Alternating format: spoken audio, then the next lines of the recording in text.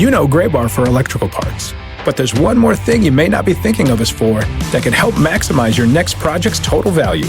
Our pre-project planning services are designed to help you win the bid, save on labor costs, and keep your installers productive across your entire build.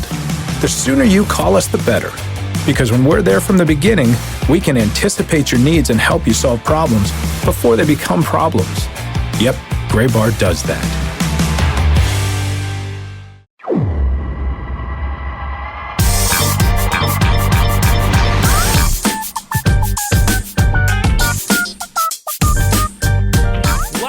San Diego, California for one half of us. Hi, welcome into this week's episode of the Show Before the Show from MILB.com. My name is Tyler Maughan. I am not in San Diego, but one Samuel C. Dykstra is. The C stands for cool. Hi, Sam. If only that were true. I think Susie Cool has the coolest name in minor league baseball, but if my parents had the foresight, I could have been right there behind you. Could have been Sammy Cool. Yeah, if only. If only I was a cooler person in high school, maybe that would have been my nickname too. But here we are. Well, how's San Diego going? San Diego is great. This is my first time here at the winter meetings. You'll hear Ben talk later about how this has been here many times before. I think it was 5 years ago that it was last year. But it's a great location for it. You know, whenever I used to think about the winter meetings growing up, I always thought like, oh, it's an excuse for the baseball industry to get to a warm place in December.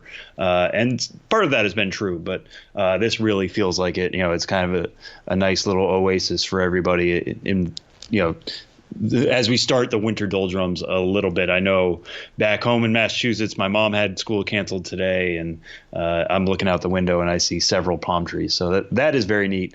It's been a productive winter meetings for sure, and we'll get into this in three strikes here. But compared to the last couple, I think a lot of people were questioning, what is the usefulness of the winter meetings in terms of an event. From the MLB side, minor league side, it's always a good time for people to get together. But major league side, this was supposed to be the time when transactions happen. That didn't really happen the last couple of years. This year, it's obviously picked up, which has been really, really exciting. I wish there would have been, we're talking here on Wednesday morning, and there's been one trade that we'll get into, but I would like another one. I would like at least one or two more that we can really sink our teeth into. And but like I said, when we did the winter meetings preview, I thought this was mostly going to be about major league signings and how they trickle down. And that's exactly what we're seeing so far with some really, really big money signings and maybe some more here before things pack up tomorrow. Yeah, it kind of feels like a different era, which is nice because the last few years have been super boring. So we're going to get into three strikes here in just a moment. But just announced from minor league baseball, more than 20 new MILB teams will join the Copa de la Diversión chase in 2020. The Hispanic Fan Engagement Initiative, fresh off its second full season, celebrates the cultural contributions of Hispanic communities across over 90 minor league cities through culturally significant on-field identities, in-stadium accommodations and entertainment options, and community impact. Copa de la Diversión celebrates the Hispanic community whose love for baseball has driven the game forward. Visit MILB.com/fans/Copa or follow minor league baseball on social media at MILB to find out more about each identity and the initiative. And with that, let's kick off three strikes. Strike number one, it's the topic of conversation around all of baseball as Steven Strasburg signed a contract a few days ago for 7 years and $245 million. It was the richest contract ever given to a pitcher in baseball history. And then Garrett Cole was like, nah, I got this. 9 years, $324 million with the New York Yankees, a deal that was agreed to on Tuesday night. We were recording this on Wednesday. Sam, the trickle down of these signings as it impacts organizations and prospects is what? Yeah, so like I said there in the open, this was what we were kind of looking at is, okay, these are, at least in the case of Cole, Strasburg stays with the Nats, but it was still an open question whether that was going to happen. Cole takes over a place in the Yankees rotation right now, and that comes at a kind of interesting time because if you were looking at the Yankees rotation coming into the year, how were things going to kind of shake out for a Deivi Garcia? You look at just a couple weeks ago, the Yankees actually added a lot of guys to their 40-man roster. They cut both Greg Bird and Jacoby Ellsbury to add guys like Miguel Yajure, Nick Nelson, Brooks Kriske, Deivi Garcia, like I just mentioned, Luis Gil and Luis Medina. a lot of those guys they believe should be starters. I know Garcia moved to the bullpen last year as they got closer to the majors, and there was a potential of him getting called up. But the great thing about this being a rotation is that there are 5 starters. Garrett Cole being your number 1 starter, yeah, it takes away a place from Davy Garcia right now, but everybody's going to make that trade all the time. And I think I go back to the Yankees a lot in terms of an example last year with DJ LeMahieu. When they signed DJ LeMahieu, you looked at their infield and you thought, how is this going to work? Where is he going to play? Didi Gregorius comes back. Gleyber Torres is there. They have first base options. They have third base options. Where is DJ LeMahieu going to get playing time? And guess what? He got it and was an MVP candidate because injuries happen, things happen along the way. So the idea of Garrett Cole taking away a spot from Davy Garcia is not exactly worrisome right now. Garcia might be their 7th or 8th best starting option, and there's rumors all around San Diego right now that the Yankees are trying to trade Jay Happ. So we'll see what happens there. But, adding Garrett Cole to that rotation is going to be a big boon for the Yankees because, even if Luis Gil, Luis Medina, who are high velocity guys with some control issues, if they work things out, they're still maybe a year or 2 away. That's not really that worrisome. And you look at the rest of the Yankees system right now, it's not quite up to what it could be, but it's got a lot of high ceiling guys. And, like I said, injuries happen, things will work out, that this won't be that much of a worry. Maybe if anything, this allows Davy Garcia to work his way through the bullpen and kind of get lengthened out a little bit. He threw only 111 innings last year. They're going to want to add to that, but if they save some bullets early in the year, maybe they can move him into that rotation and extend him out a little bit more without having to worry about shutting him down in August or September. So Yankees not really much to worry about here. The Nats, I think it's pretty clear. Steven Strasburg is a franchise cornerstone. They're coming off a World Series win. You want to keep the group together as best you can. And even Mike Rizzo said, hey, we're not ruling out bringing back Anthony Rendon, even though I know there have been comments in the past about the owner saying it's either going to be Strasburg or Rendon. It can't be both. Rizzo made it seem like it could be both, in part because of deferments in Strasburg's contract. But you look at the Nats system right now, and it's Carter Kieboom, Luis Garcia, Jackson Rutledge, and then it kind of falls off pretty far from there. Rutledge being their top pitching prospect, he came out of junior college last year as a first-round pick, 17th overall. He'll be 21 for all of 2019, but he's at least 2 years away. There isn't that type of high-ceiling arm in the system like the Yankees maybe have a Davy Garcia, where you can say, like, okay, if they lose Strasburg, at least we can move so-and-so into his spot and make that work. This isn't like if they lose Rendon, okay, maybe Kieboom becomes the third baseman. They have a top prospect to make that work and to dream on. The Nats don't have that. Their system is top-heavy, and even then it's still probably a bottom 15 system in the game right now, maybe even bottom 10. When you have a free agent on the market, one well, one you trust, one you have a good relationship with, you want to make that happen, bring him back as best you can. And the fact that he signed so quickly into the offseason, what feels like quickly anyway, given past free agent deals, I think is a sign of the Nats know that they are not that deep right now in starting pitching in their minor league system. Ben Bramer, Will Crow, these are the types we're talking about who may be major league ready in 2020, but neither of those guys are going to replace Strasburg. So, the trickle down effect of those guys is they were probably only going to be fourth or fifth starters anyways. They could still fill those roles at some point next year. But right now, the Strasburg, bringing him back was more filling a need, and a need that they were not going to be able to fill just on their farm system alone. Strike 2 this week, we have a trade involving a prospect, the Los Angeles Angels of Anaheim, dealing their first-round selection from 2019, Will Wilson, shortstop out of NC State, who debuted last season with the Orem Owls with a Z in the rookie-level Pioneer League. Will Wilson is off to the San Francisco Giants and made a very good impression when somebody dug up that he tweeted in 2013 that he hates the Dodgers. So obviously, good way to endear yourself to the Giants fan base. What do you make of this deal, the Dodgers going out, or the Giants rather going out and acquiring a young shortstop and a first-round talent in Will Wilson? Yeah, so this one is kind of reminds me a little bit of an NBA trade. I know other people have said that, and that you tack on an expiring contract and you get a young player as part of it.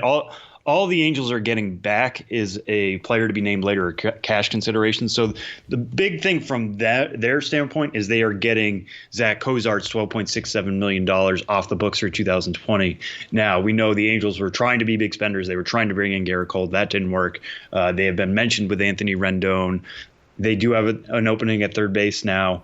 Maybe they go after him hard. Hopefully they do if they're going to make the most of Mike Trout's peak here. But in order to do that, in order to turn to the Giants and say, like, hey, please take this money off our hands, the Giants say, okay, that's going to cost you a prospect. It ends up being Will Wilson, who was their first-round pick last year. Will Wilson, not top 100 right now. It's a lot of that is going to depend, I think, on his defensive home. He played shortstop a lot at NC State. He played a little bit of second base last year with Orem. We'll see if he's able to stick there. He is a below average runner, which could hurt his chances of sticking at short, but he has the potential to have an average hit tool, potential for average power. Power was kind of his calling card in college, playing with a metal bat. We'll see how that translates. He had a .439 slugging percentage in Orem last year. Don't want to look too much into post-draft stats, but the power didn't translate right away anyway, so that's still an open question of how that's going to work. If he, sticks at shortstop and manages to be pretty good there, and is an average bat all around with average power, there's some value there. If he's a second baseman who's just okay as a second baseman with just a little, it's less of a premium position and a little bit more replaceable. So we'll see what happens in the Giants system. But the Giants right now trying to figure out what their identity is. Are they a contender now? Do they think they can go for it? Or do they think they want to build up from their farm system, build around a Elliot Ramos and a Joey Bart? We'll see how that's going to work out. But adding Will Wilson is certainly going to make their system better. They're essentially paying $12.67 million to acquire a first-round pick. What happens to Wilson in that group, we'll have to see. Lord knows the Giants have some shortstop options in that system right now. Mauricio Dubon has some experience there. Marco Luciano is coming up fast as a teenager. He's less advanced than Wilson, but they're now going to be competing for that shortstop position. So we'll see how that works out. But, in terms of winter meetings trades, this is one of the fun ones we always like to see. Wish there can be more down the path, but to see the Giants actively buying a prospect like this is kind of fun and makes their farm system that much better. And strike three, an interesting one, written by our own Samuel Cool Dykstra at MILB.com yesterday. The Los Angeles Dodgers evidently are considering giving Gavin Lux a shot to make the big league roster as an outfielder, a place where he has not played a single inning as a professional player. Gavin Lux obviously exploded last year through the AA and AAA levels and was one of the most exciting, if not the most exciting prospect in baseball last year. He is now the second-ranked overall prospect in the game. And Dave Roberts said, quote, "It's not crazy to think seeing Gavin on the grass might be a possibility, but if you have Corey Seager, Lux could play second base or outfield short term. Maybe he just means like in a weird shift, seeing Gavin on the grass. I don't know, but this is an interesting one. Yeah, no, it was interesting because I asked Dave Roberts yesterday. I said, where does Gavin Lux stand on the major league roster right now?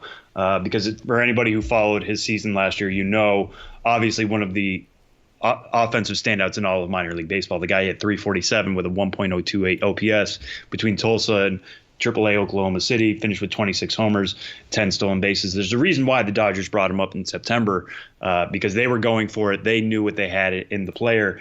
Didn't quite work out the way they may have hoped. Obviously, they didn't win a World Series, but Lux didn't set the world on fire. He hit .240 with a 705 OPS in 75 at-bats. So, where do things kind of stand now? Corey Seager's blocking him at shortstop. If they believe Corey Seager is the long-term solution there, then okay, where does he move to second base where he played exclusively in the majors? But there's also been talk with the Dodgers this offseason of they're going to go after Anthony Rendon, and Justin Turner has made it known he is willing to move across the diamond to either first base or second base to allow Rendon to take over at third. Also, Max Muncy is there, and he has some experience at first or second base. So is Lux the second baseman right now? And that's what I kind of wanted to get at. And, Dave Roberts, when I said, is he a second baseman, is that how you view him? He's like, well, I think that's fair. But, could he see time on the grass? That's a possibility. And that was the surprise to me. Because the Dodgers are a little bit crowded in the outfield now. They've got NL MVP Cody Bellinger. They've got Alex Verdugo. They've got AJ Pollock. They've got Jock Peterson. Allowing Lux to maybe fit in there somehow. We went through this a couple years with Cody Bellinger. Cody Bellinger was a really good defensive first baseman. Now he's a Gold Glove winning outfielder. Max Muncy moved to second base with some success. They've moved Chris Taylor all over the place. This isn't a new thing that the Dodgers are doing, but it would be a brand new thing for Gavin Lux. We'll see how that's going to figure itself out. Again, injuries happen, lots of things happen. He could be moving anywhere, but the idea that outfield is now on the table for him is a fascinating one. He's got plus speed. He's got a good arm for the infield. It's probably going to translate decently well, although not necessarily Vladimir Guerrero out there. But this is something to keep an eye on when the Dodgers go to Camelback Ranch this spring, is how many reps is he going to get in the outfield, or is this going to figure itself out with some other roster moves that'll allow us to say, okay, Gavin Lux is now the defined shortstop or defined second baseman. And that is 3 strikes on this week's episode of the show before the show.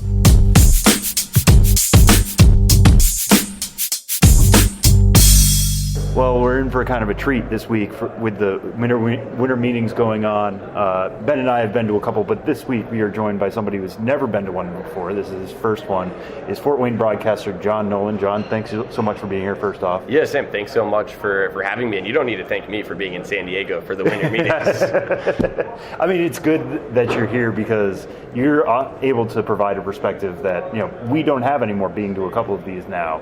This is your first one. Not only that, it's in the city of your affiliate. Fort Wayne is a San Diego affiliate. So what has this last couple of days been like? What has been your experience not having seen this before? Yeah, and obviously for so many people who work in the industry, this is an annual event that they come to attend.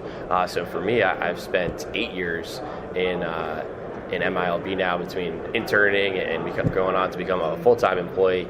And it just never really worked out, where partly I've been fortunate here for a number of years to not need to be a job seeker. Mm-hmm. And then scheduling-wise or travel-wise, it just never worked out for me before. But I have had it on, I guess I would say, my working in baseball bucket list, because it is a pretty cool, surreal experience. It's probably lived up to how it had been described to me by so many coming in, where every corner you turn, everywhere you look, you see someone who either know personally, again, especially after you spend some years working in the industry, people who you've met along the way, and maybe they moved to a different part of the country and you haven't been able to reconnect with them again. And then not to mention seeing people that you recognize just from TV and being a baseball fan. Right. So my experience started off here on Monday morning.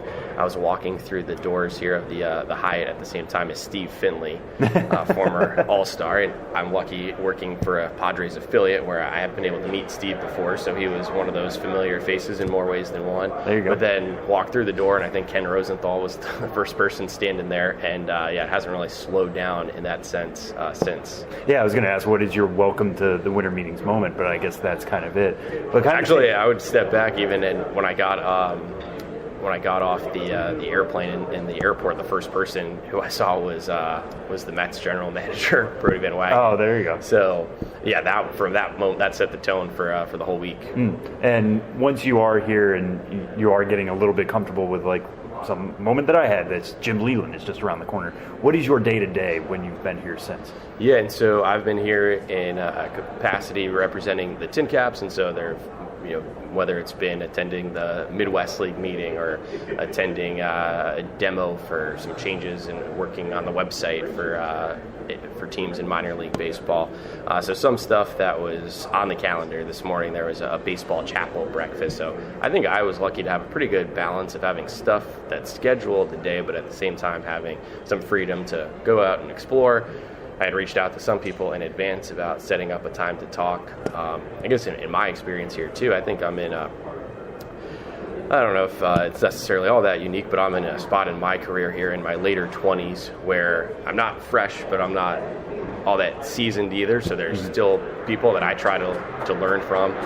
So I was able to, whether it was talking to people in the industry, asking them for advice, but at the same time now with some kids coming out of college, or I shouldn't call them kids now. They're here seeking jobs. You're they're still in young your adults. 20s too, just like me. Yeah, we don't say kids. Some younger adults, where hopefully I was able to pass along some words of wisdom and trying to help them along in their path.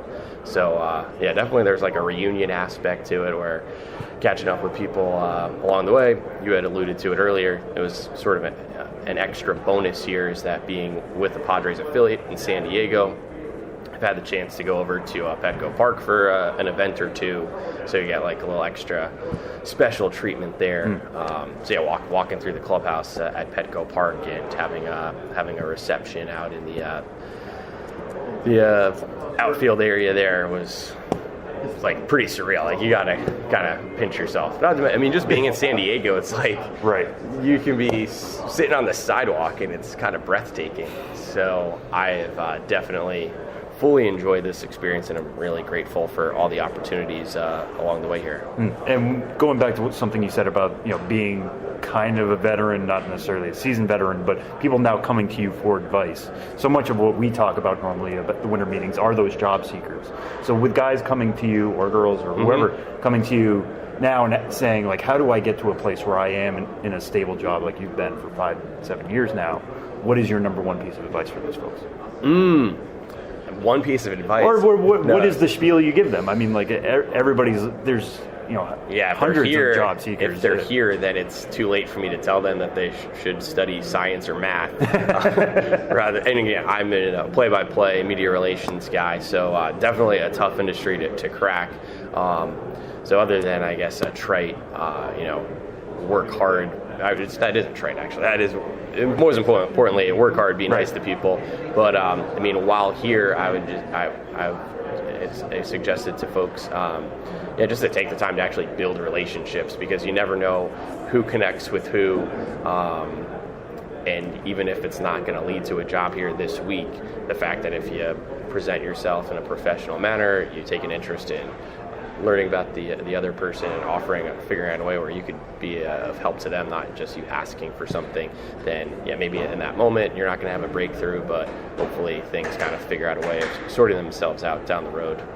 And especially when it comes to broadcasters, so much is about style and trying to stand out or something. What have you kind of, in terms of a craft, honed as your style, or something that you found is most comfortable for you when you're behind the mic?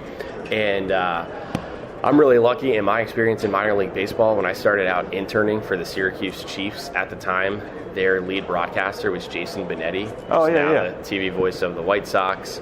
And then it's funny to say that he was a number 2 broadcaster in minor league baseball, but everyone starts somewhere, and that was Kevin Brown, who's now part of the radio crew for the Orioles. And then when I started in Fort Wayne, I was working under Mike Cousins, who currently works for ESPN and has done some Sunday night baseball on ESPN radio. So I was really lucky there to work under some people who knew what they were doing, and hoping that hopefully some of their talent rubbed off on me, or like by osmosis I had picked up on something. So in terms of like a style, you still have to be yourself. Like I don't necessarily go on air saying, okay, I need to be Jason Benetti here, because then I would just you don't have Bill Walton next to you coming in, anything like that. No, that would be something. I did actually see the Lakewood Blue Claws promoting a Grateful Dead night, so maybe that would be the way to get Bill Walton to come out to a minor league baseball game. We had him at a White Sox Angels game last year. You just got to be yourself, and it definitely is a challenge. And I probably still have some ways to go into fully achieving that and being the same person who you are with the headset on as you are with it off. Because especially starting off, you probably are trying to do some kind of an impression of someone. Like we're sitting here close to the SNY set, and I grew up a fan of the Mets, and so my play-by-play style is no doubt influenced by listening and watching Gary Cohen and Howie Rose call games, because that was the soundtrack of my childhood years. So it's hard to be yourself when you're still growing into yourself and figuring out who that is early on, but that's simple, but definitely key. Fair enough. And as we mentioned, you've been in the Midwest League for a little while. We were discussing a little bit off mic before this. Fort Wayne is a Padres affiliate. Very exciting time to be a Padres affiliate the last couple of years. And how has that system grown just from your vantage point above the field, going from what they used to be as a Padres system to now? Xavier Edwards was there this year. They finished with C.J. Abrams. Mackenzie Gore got time there 2 years ago. All these guys are constantly coming up through the system, and their first stop normally is Fort Wayne. Yeah, throughout my time in Fort Wayne, I've been spoiled in terms of the talent and caliber of prospects that have come through. But yeah, on our side in particular, my first year we had Hunter Renfroe, who now his name was coming up here.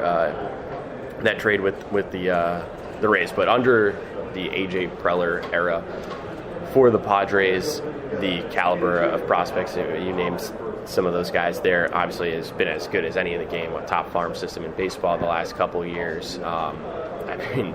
Probably wind up telling my grandkids, hopefully, about watching Fernando Tatis Jr. play a full season at the age of 18.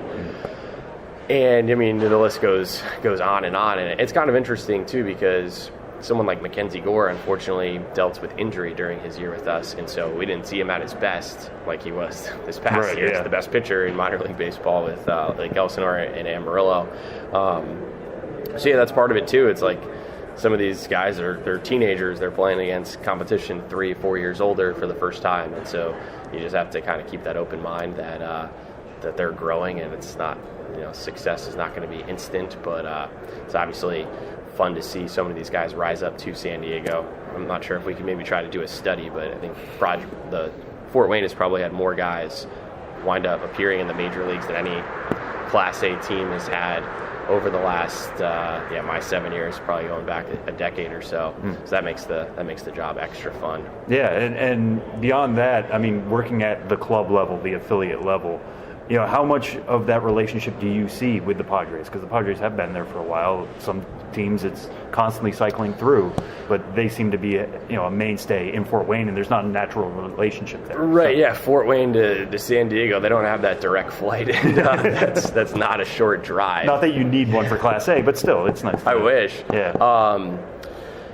And it's going on 20 plus years, going back to 1999 when that partnership started. So, I thank the Padres for the fact that they have sent all of these top prospects through Fort Wayne without having guys skip over the level for whatever circumstances. Sometimes you have a guy maybe go from short season to high A, and we've been blessed to have all these guys come through for at least some stint, and most of them, because that Class A level is so instrumental in their development, where they do oftentimes have at least a half season, if not more.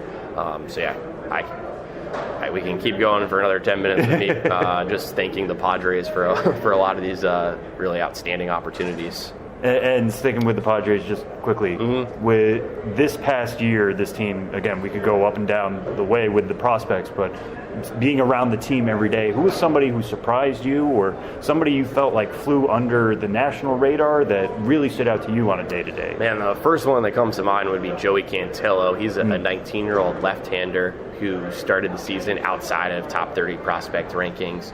And as a matter of fact, Joey had a rough couple of starts early on in April, and he's someone who was interesting even going back to when he was drafted a couple years ago, because he was only like a 16th round draft pick, but he did get like top 5 round money, and he bypassed on a commitment to Kentucky. And so, after a bit of a slow start, he was as dominant as any pitcher in all of minor league baseball. I think for a while it was like Gore and Cantillo who had the lowest ERA going. Right. And Joey had multiple starts where he was carrying a no-hitter through 6 or so innings. And then talking with his teammates and coaches, they all really attributed that to his work ethic and the job that he was putting in between starts. And he doesn't have naturally overwhelming stuff, but through hard work, he got his velo up to 94, if not even 95 by August, and complemented that with a really nasty Vulcan changeup and had a developing curveball too. So yeah, with his makeup, Joey's just a tremendous guy. I'm excited to see if he could be one of these guys now who's kind of zooming through the Padres system and joining a lot of other exciting guys. Yeah, as if the Padres need another high octane arm, but like getting him at the lower depth can never be a bad thing. Kind of expanding out from that, from the Midwest League, it's one of the more interesting leagues to follow, I think, just because it is pretty steady. It's not a hitter's league. It's not an extreme pitcher's league like the FSL, something like that. But you're starting in the cold of April. You're going through a hot summer. What is it like, traveling to all these ballparks and getting a pretty wide area? This isn't like the FSL, something like that. Take us through what is the Midwest League like April to September. Yeah, it's a great league. Like you mentioned, you start off in the cold, and so thinking about one of the top guys in minor league baseball this past year, Ty France, who spent most of the year with AAA El Paso and then made his big league debut with the Padres. We had him in 2016, and if you look at Ty's year-by-year stats as a pro, he's hit like 300 or better everywhere but Fort Wayne. And so this past year I had a chance to catch up with him, and I joked with him because he hit like 240 or so. He had a great on-base percentage, so I know for any smart fans out there, don't worry, I'm not like so caught up on batting average, but I'm just pointing it out here that the hits were hard to come by, and I joked with him. I was like, hey, were you sandbagging in Fort Wayne, or what was the deal? And he's like, man, I couldn't hit it in April. It was too cold. And then sure enough, you look back at his splits, and he was like below 200 in April, but then he actually afterwards did kind of raise that average up. So you see those numbers play out, and overall, though, to your point, it's a fantastic league with 16 teams. You got an East and a West division with 8 teams apiece. We only play one series a season against teams in the opposite division, so we do miss out on some of the opposite side. But I know compared to other leagues, Fort Wayne and the Midwest League, travel is pretty smooth. We're centrally located in the league, so our trips on average are only in the 3-hour range, and it's the 6-7 hour ones that are the long ones. And I'm sure if you talk to me a day after that, I might complain about that trip. But looking bigger picture, I know we're lucky there, because in the Texas League, 6 or 7 hours might be one of your shorter trips, right? Or in the Northwest League, that could be the case. So yeah, right. Yeah, but great organizations. I mean, from Dayton, which is sells out every single game, to rising organizations like South Bend's put a lot of money into their ballpark over the years. Exciting to hear that Beloit now could be adding a new ballpark in coming seasons. Yeah, great ballparks, great front offices. I think typically number 3 in attendance in minor league baseball after the 2 AAA leagues. So that speaks to the organizations. If you look at who wins the major minor league baseball awards and awards from other publications, and whether it's Quad Cities and Kane County were recognized this year for their charitable efforts. Probably don't have enough time to single out every single right. organization. I might be a politician one day, so I don't want to ruffle any feathers. But yeah, you still have to visit these places a couple times every year. Yes, I get that, and rely on them to serve me food. So right, maybe we should budget some time. Well, I was gonna kind of put your feet a little to the fire and say, what is your favorite stadium to visit? So from my perspective as a broadcaster,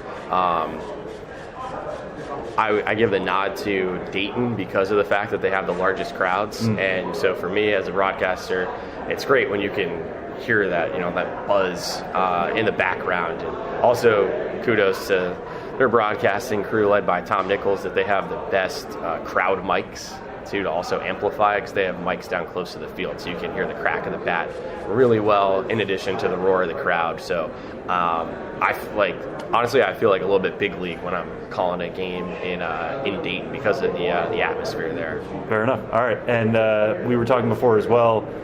There's some new stuff coming to Fort Wayne next year that seems pretty exciting. Yeah, and Fort Wayne, where we've been lucky to have record-setting crowds almost year after year since Parkview Field opened in 2009. So have had a lot of success, but great that our ownership group, led by Jason Fryer with Hardball Capital, is not content to rest on that past success and is always striving to be better. And so several ballpark enhancements are coming to Parkview Field.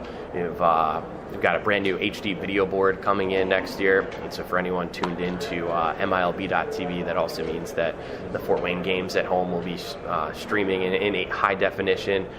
So again, for me on the broadcast side, I'm definitely looking forward to that. But for the fans, the ballpark experience is going to be enhanced that way. We're going to be part of Copa next year with the Manzanas Luchadoras. Right. So excited for Fort Wayne to be involved with that great movement. Other stuff I'm sure is even going to be released as we get closer to opening day. So getting wet in the beak here, winter meetings where baseball is obviously the focus and just wall-to-wall coverage and everything going on here. Now it's going to be tough to go back to the cold in Indiana and realize we got to wait several more months. But can't wait for opening day in April. Yeah, and that brings me back to what my final question is going to be. We started talking about the winter meetings. We'll end on the winter meetings. When you do go back to Fort Wayne and think about what this experience was like, and maybe potentially, hopefully, coming back for Dallas next year, what is going to be your takeaway from the winter meetings? Yeah, and I've mentally, as I'm walking around here on this my last full day here, I'm already planning out first off, why was I never here before? And secondly, how do I make sure to incorporate this as an annual trip going forward? So my greatest takeaway, probably just how many awesome people there are that make up the baseball community, both on the major league side and on the minor league side. And again, since this sort of is a networking type of event too, one piece of advice going back to that topic before would just, not necessarily advice, but just a statement that it's really cool that there are so many people that have achieved success in this organization. So whether you're talking about the top writers or the top broadcasters, and it's not my niche, but I think the same goes for some of the top, baseball ops people out there. So many people, they've made it to the top of the treehouse, and they don't pull the ladder up to prevent other people from joining them up there. Now, it's the idea of giving back and reaching out, and whether that's directly in the way of helping someone out to get a job, or maybe just encouraging words that kind of spur somebody on, or a word of advice or two that helps make a difference for someone's journey. I think it's just a fulfilling experience to see how many. It's competitive, right? From the side of the teams. There's only limited spots, but cutthroat trying to win on the field, cutthroat in drawing fans. In a number of ways, yes, it is hyper competitive industry, but at the same time, so many people have really great hearts, and I think that's probably what this was a good experience to have that affirmed. All right, well, I think that's a good spot to end on. Anybody? I still have 10 Midwest League teams I have to say something nice about. Maybe we'll bring you back Part 2 in the middle of the season. Yeah, as you're going through the Midwest League, we'll have you back. But anybody listening at home who wants to follow John on Twitter, it's at John_G_Nolan. Sorry for the underscores. It's all right. Twitter, there's could be so many different numbers and stuff involved. Underscores are easy to remember. John, thank you so much for joining us. Glad you had a great first meetings, and I'm sure we'll be in touch again down the line. Yeah, and Sam, you specifically are one of the people that I was excited to have the chance to get to meet after following you along on social media and on MILB.com for all these years. And just kudos to the job that you and everyone else there on the team does. It's great to see everyone kind of under the same roof here for this week. Yeah, that's what the winter meetings are all about. Thanks, John.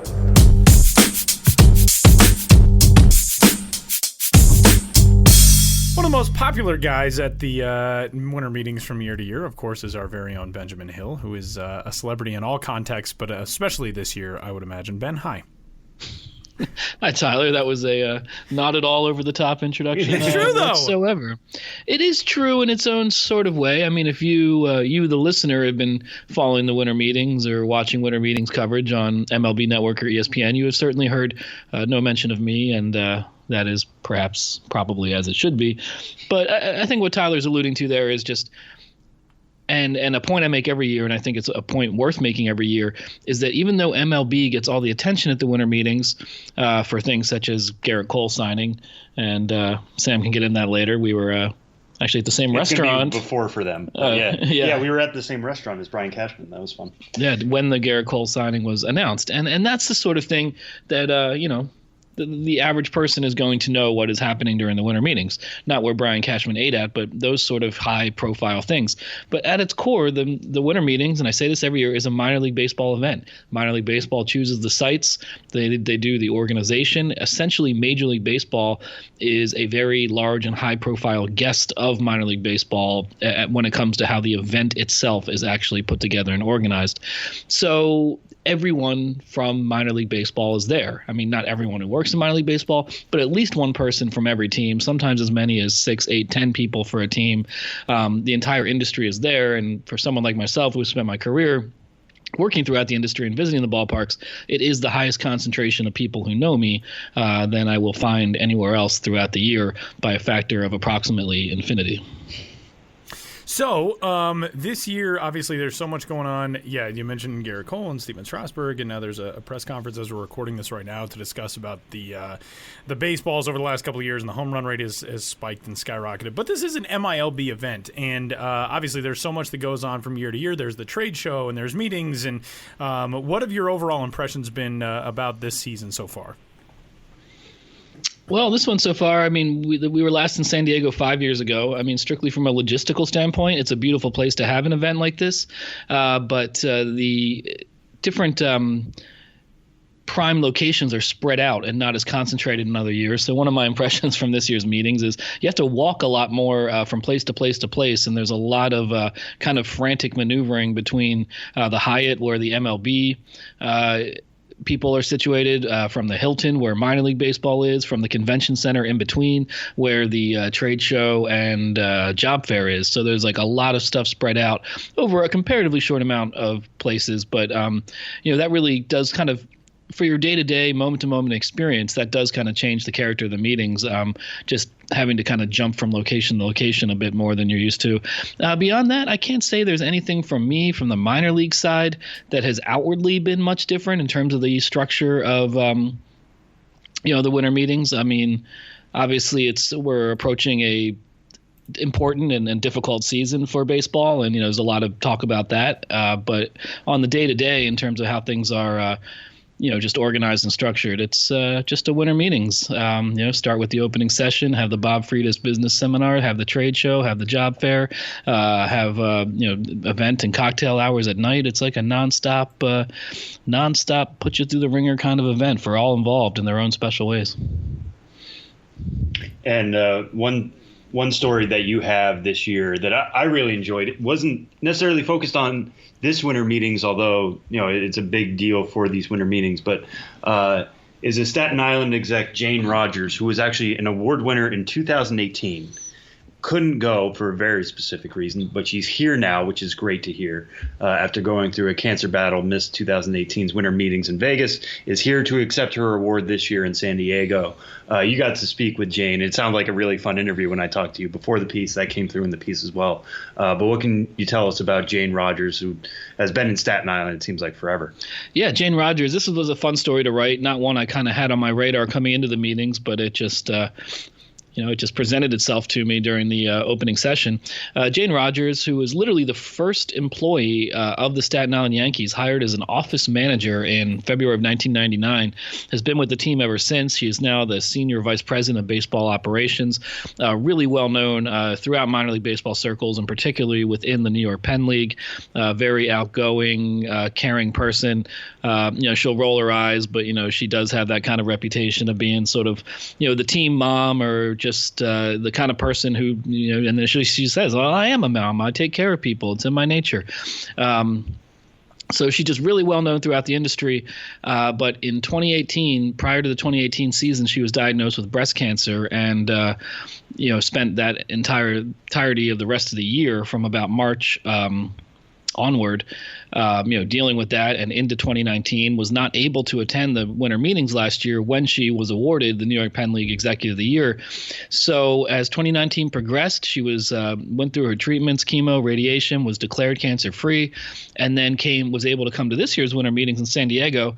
And during the opening sessions, when they were giving Executive of the Year award, they gave Jane Rogers her award from 2018 because she couldn't be there due to the cancer treatments of last year. So it was just a cool, heartwarming, triumphant moment during the winter meetings opening sessions. Jane Rogers being recognized for an award she won the year before, now back at the winter meetings and healthy. And, she'll tell you with blue hair instead of her wild blonde hair from before and 50 pounds lighter. And she's saying, hey, people don't recognize me.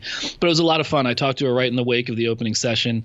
She was in a great mood. There's a lot of great quotes in that article. I feel like we should maybe have her as a podcast guest because there's some great quotes. But if you can imagine it, she has lived in Staten Island for decades and is originally from Bay Ridge, Brooklyn. So there's just like a lot of character in the way she speaks and the things she puts emphasis on. And check out that story on MILB.com. MILB.com/BensBiz for all my content specifically.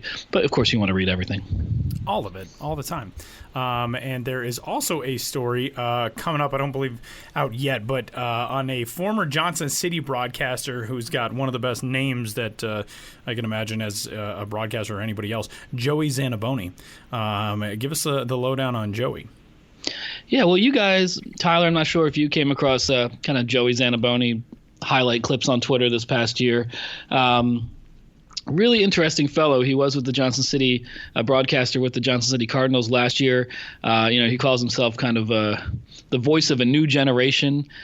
Tags all his tweets with LCRR, lock it, cock it, reload it, or restock it, I believe is what that stands for. He's very kind of shticky and over the top.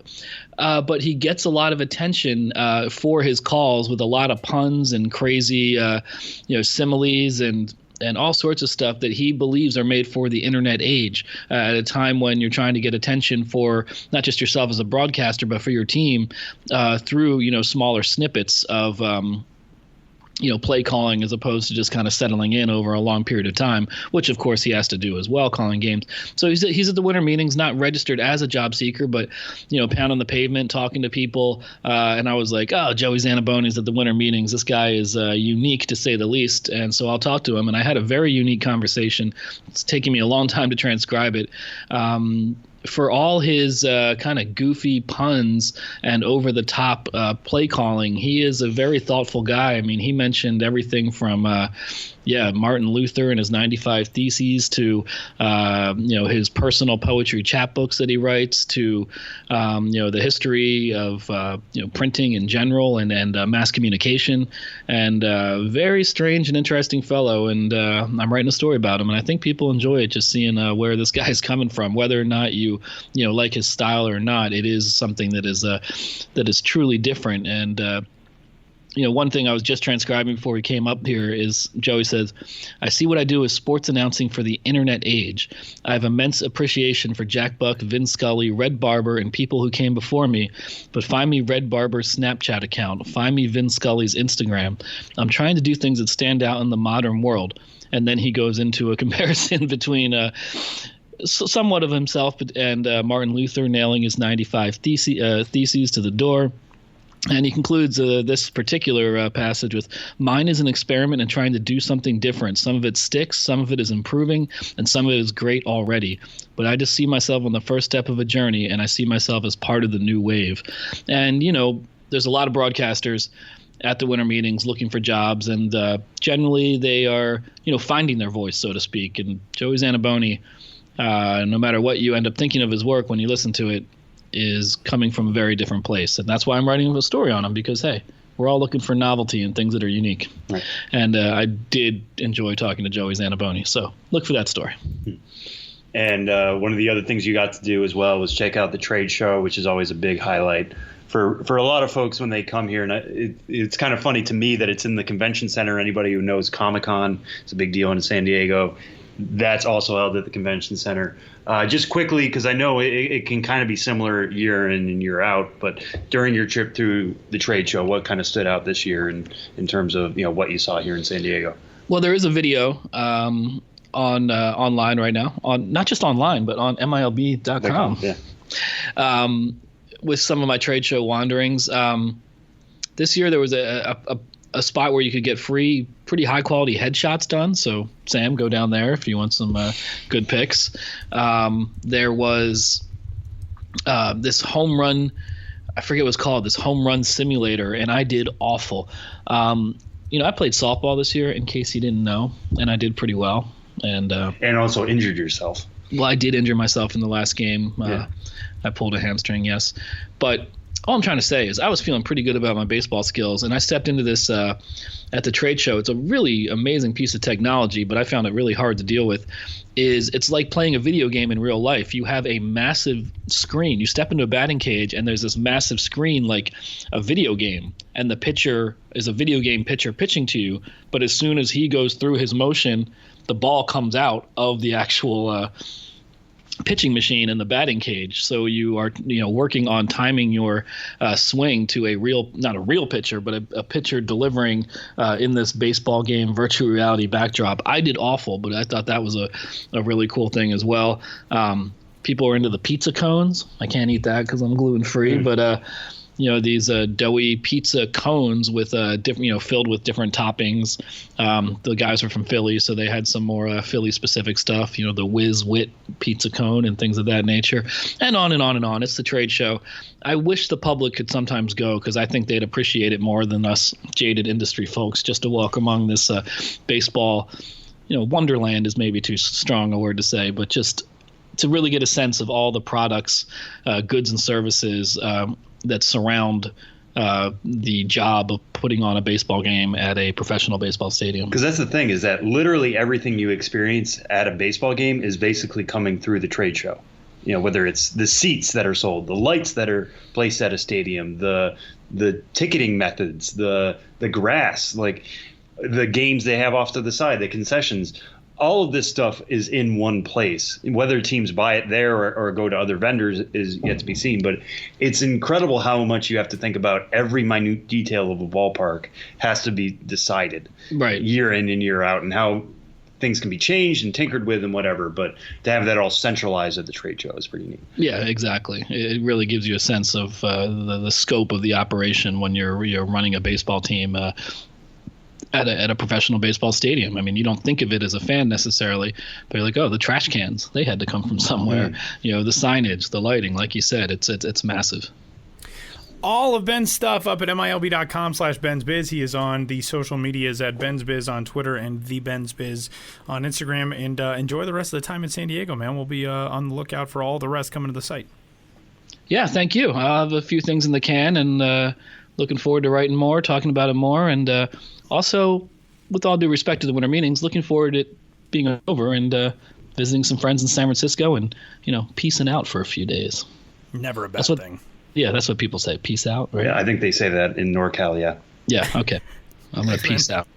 Thank you, Tyler. Thank you, Sam. Good night from San Diego. Good night from San Diego. He says at 10:22 in the morning. 10:22 in the morning.